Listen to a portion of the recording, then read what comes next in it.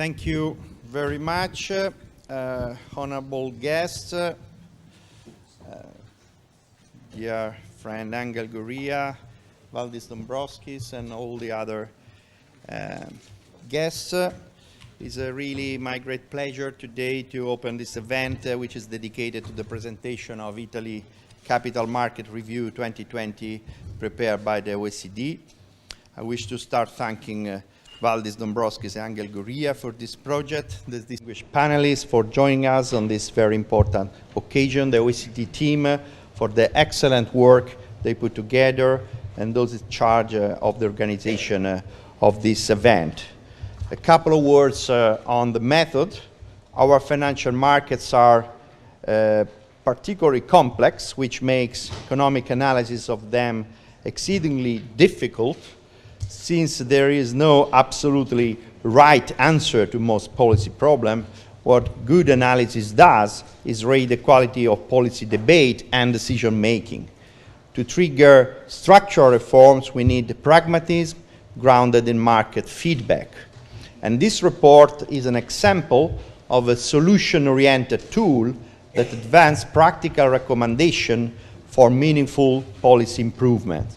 I'm also particularly glad that the analysis that we are discussing today is coming under the umbrella of the Structural Reform Support Service of the European Commission. I cannot emphasize enough the importance of such a program in creating the building blocks of the European single market, as economic and monetary union depends on the strength and resilience of the economies and the administration of each member state. My ministry aims to take advantage of the precious support of the European Commission also in other two important areas of EU policy agenda, with the goal, with the ambition to make our country up to speed with the latest developments. I'm referring to digital payments, which is at the very center also of the government policy agenda, as you know, with our cashless plan, and to transition from brown to green economy, which as well has been already launched with additional policy measures in our last budget, and I will get back to sustainability in a while. We all know that public markets have a critical role in creating wealth for the society. A stronger reliance on public equity funding is beneficial. It's beneficial because in two ways. It is an economy that works for people. It allows the widest circle of private individuals, citizens of the European Union, to participate and profit from the growth of the European corporate sector, directly or indirectly through collective investment schemes like pension funds and mutual funds. At the same time, opening up the public markets for smaller companies with growth potential would result in accelerated wealth creation. We also know that despite some important structural reform, the Italian capital market is still less developed and that many other advanced economies. So Italian companies, especially small and medium ones, continue to over-rely on banking lending compared to market-based instruments. So in a very humble effort to contribute to the debate on the right policy course of action, I would like to share some thoughts on what I believe should be the next priority for the Capital Market Union and how Italy can contribute and is already contributing to their fulfillment. The EU regulatory framework reached a commendable level of technical advance in both banking and capital markets area. On top of that, Capital Markets Union, which Italy fully supports, is going in the right direction and boosting the ability of all businesses to access different sources of market-based financing while keeping investors protected.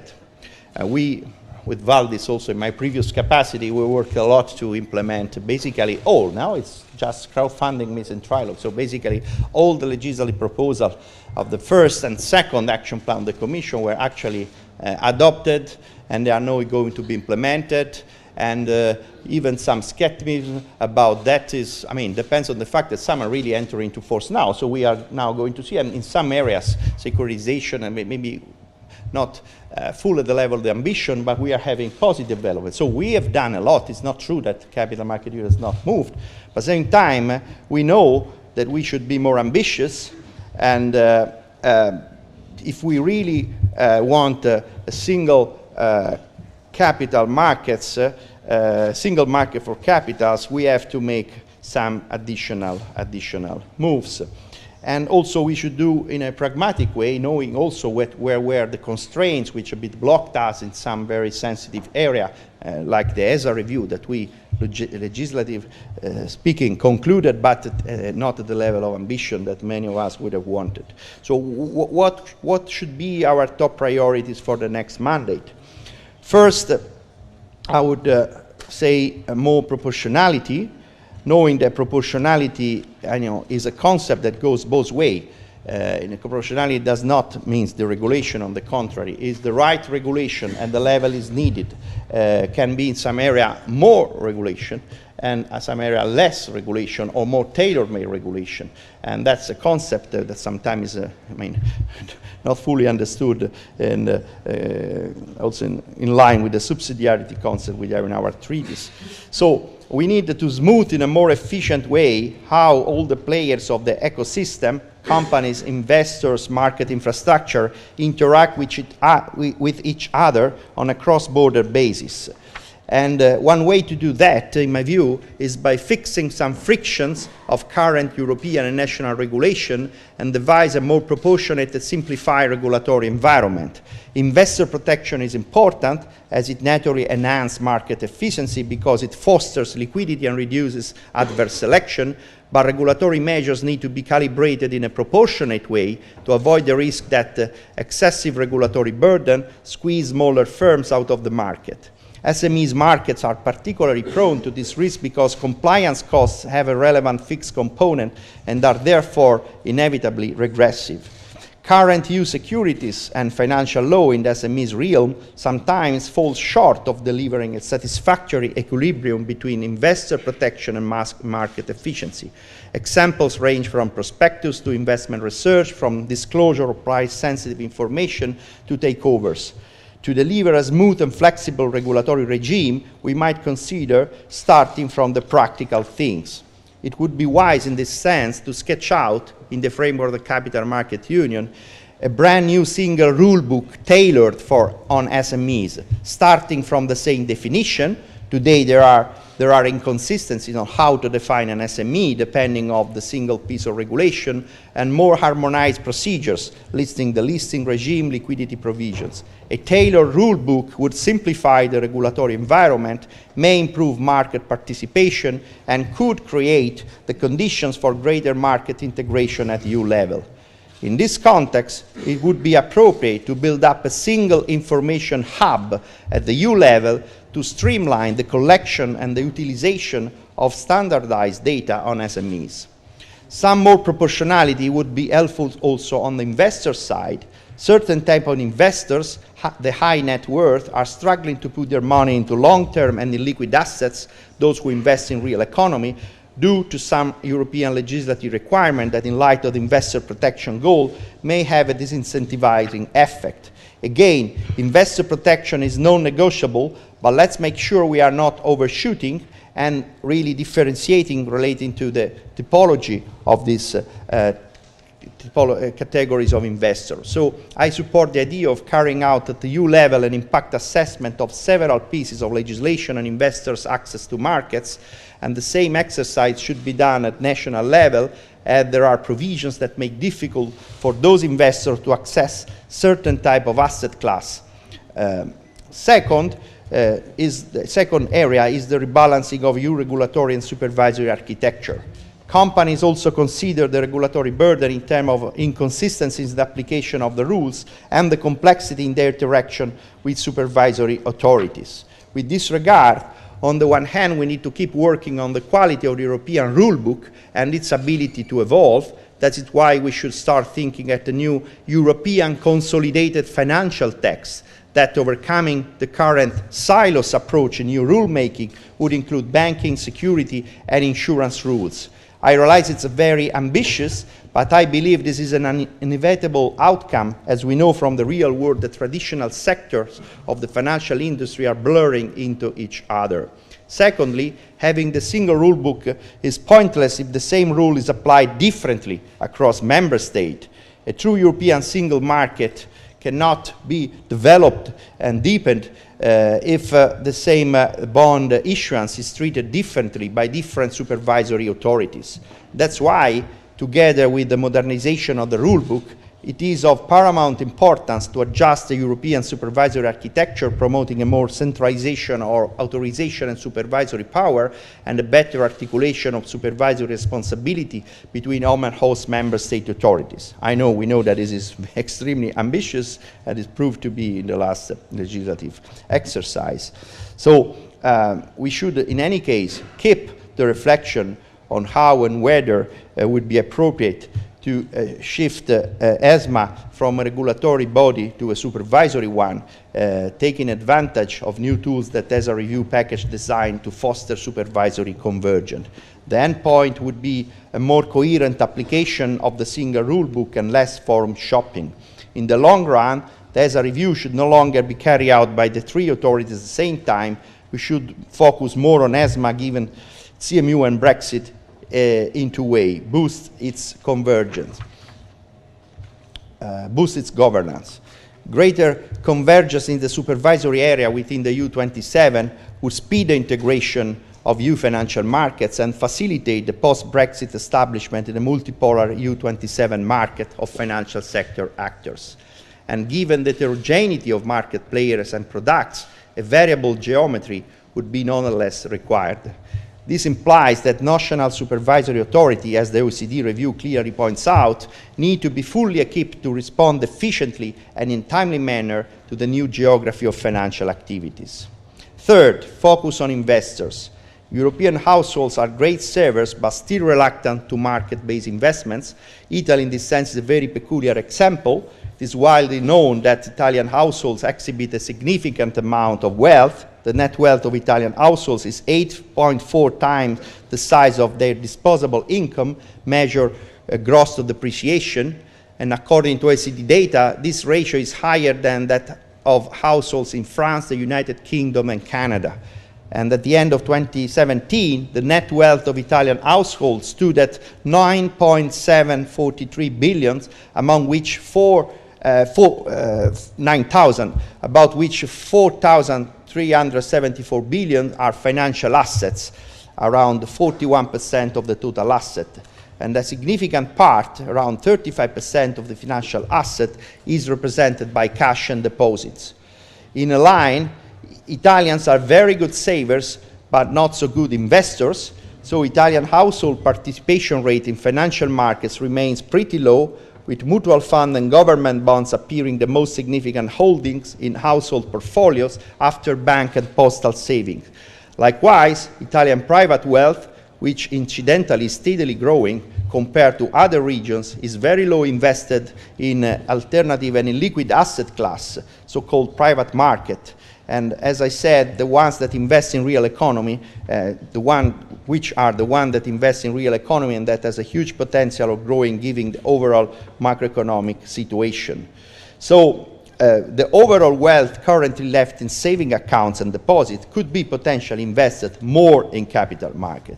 Of course, this has to be careful. I'm always been skeptical about those just speak ideological about models and say we should move from a European model to an American model. That's not realistic, of course. We are just talking of rebalancing a bit this proportion, and is obvious and will remain obvious, and I will come back very quickly to the complementarity between the two sectors, that banks will remain and have to, in the European framework, protagonists in the financing to the economy. But indeed, we have a potentiality to channel more of this very high saving to channel toward long-term investment and finance to our companies and help them to grow and to innovate.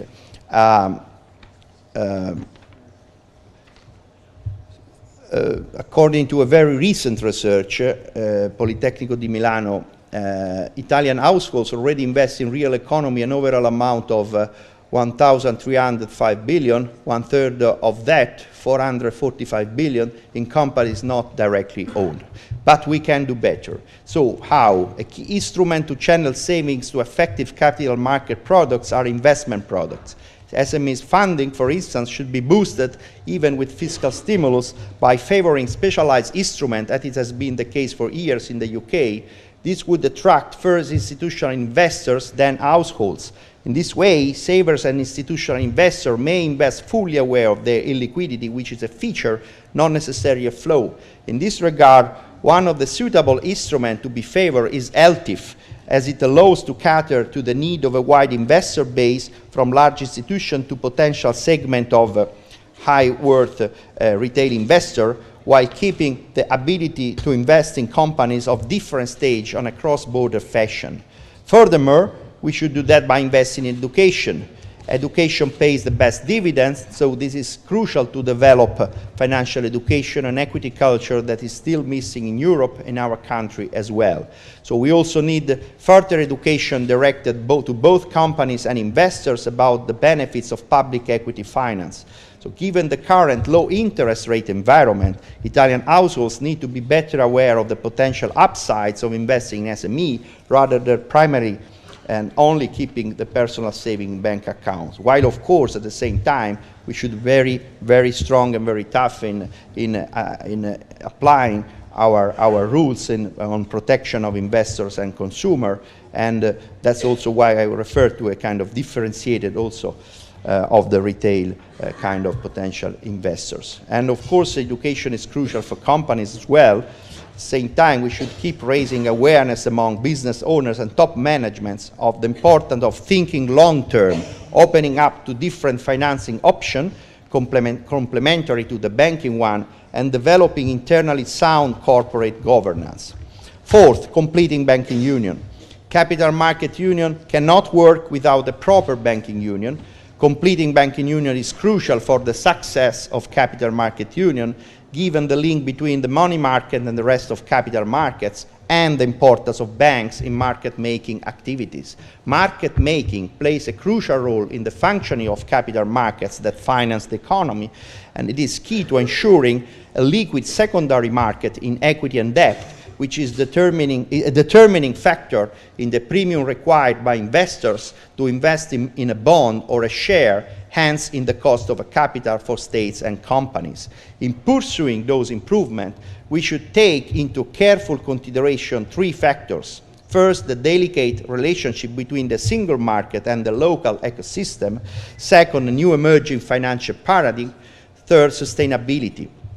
Concerning the first, the EU primarily needs to keep enhancing market finance in several of its markets before its capital market union can be unified. And it needs to do that with a neutral approach. What works in the Silicon Valley may not work in Germany, and what works in Germany may not work in Milan.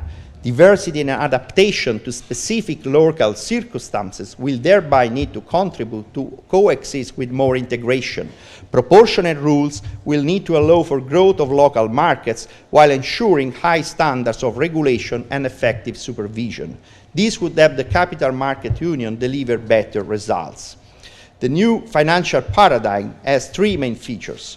Corporate financing is going through interesting structural changes. According to the OECD, we are witnessing a declining attractiveness of stock markets, except for Asia, counterbalanced by a growing role of private equity and an increased capacity, scale, and variety of private capital markets. Given the new design of the funding escalator, going public is no longer the only route. Private markets will become the new public markets? That's a question. It is an interesting development that needs to be carefully assessed also for the risks it may pose in terms of transparency and democratic access to them. On the investor side, there has been growing role of investment strategies such as passive indexing and investment vehicles such ETF. On top of that, the innovations made possible by new technology has helped to develop alternatives to the traditional markets. The digitalization of assets, the use of blockchain network technology to modernize market infrastructure and cut on the middleman, the emergence of marketplace investing models offering a broad range of services, and the automation of processes through intensive data use are all accelerating the transformations at work in the financial industry. Whilst the economy plays an important factor in support of well-functioning markets, More recently, the EU has recognized that sustainability and the transition to a safer, carbon-neutral and climate-resilient economy will contribute towards long-term competitiveness in the European economy.